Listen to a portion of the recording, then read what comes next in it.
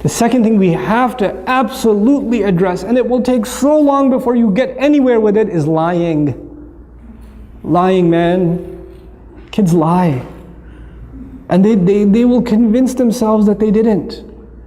They will, I didn't say that, I didn't say it, I never said that. I swear, you said it to me. I was there. I didn't. I recorded it. Here's the video. I didn't say it.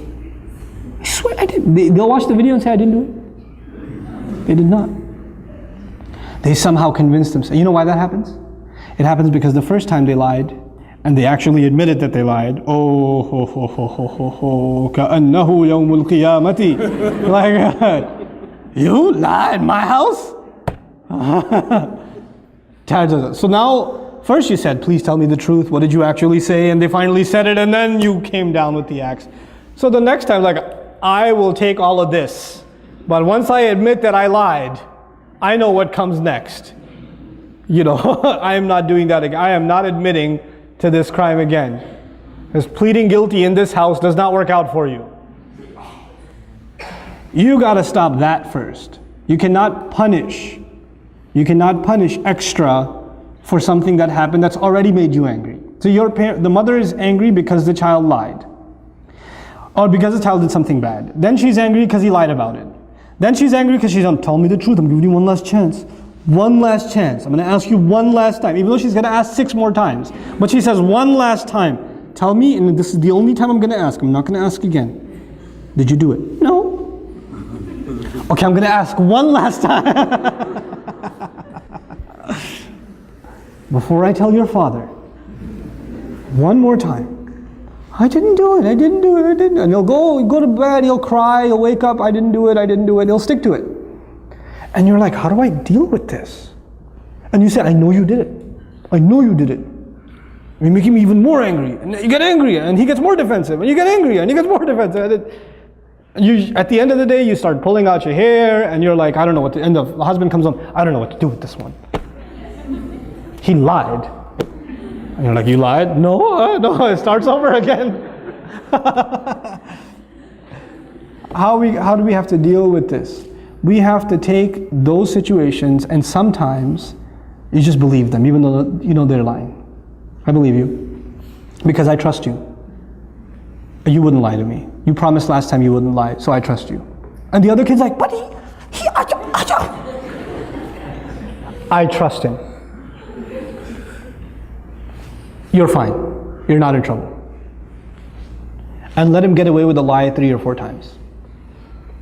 Guess what's going to happen? Children are not inherently evil. Children are inherently good.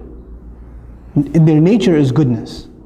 So when they do something bad and you don't punish them for it, then they have an opportunity to ask their conscience. If you punish them for it, their conscience was not bothered because they already got punished for it. When they get punished for it, they don't feel bad because they did something bad and they paid for it. It's done. There's no conscience.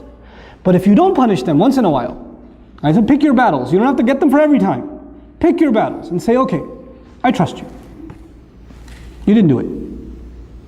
I know she must have got it wrong. She must not have remembered properly. When you slapped her, she must have been sleeping and imagining it. The mark on her face, I don't know, is red coloring. I don't know what it is. Doesn't even look like your hand. Looks more like a foot.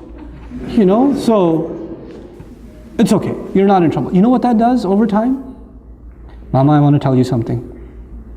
I did do it. And then you come and you console and you say, it's okay. It's okay. I still trust you. I still trust you. And what you've done is you've taken the child away from being defensive. You know? But it takes a little bit of long-term thinking to be able to do that. You won't be able to do that the first time. Like first, it's very hard to forgive those kinds of things, right? Especially if they hurt another child. If they wrong somebody else. It's hard. And you have to take that other child and take them to a corner and say, Beta, I know, I trust you too. I'm not angry at you either. And I know they did something wrong. But you don't have to be happy if they get punished. That's the other thing. One child gets happiness only when the other one gets punished. And they get so used to Abba. She pulled my ear the other day. They just came back from Scotland, my family. And when the little one came to me and said, you know, Api, She pulled my ear one day. I was like, when? I don't know. One of the yesterdays. I was like, what do you want me to do? He goes, punish her. I was like, will that make you happy? Uh-huh.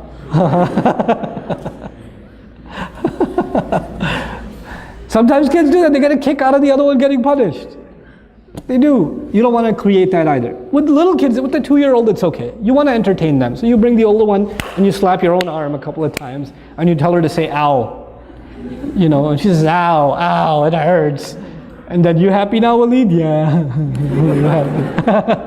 That's cool. But with older kids, when they get happy when the other one gets punished, that's a problem. That's a punishable offense.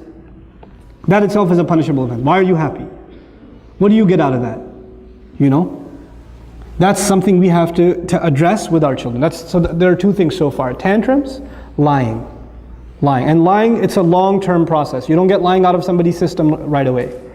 Especially because they don't even see it as lying anymore. They just see it as saving themselves. And kids, when they lie a lot, you know what happens? They actually start believing it themselves. They become better than any actor you have ever seen. They take on the role, boy.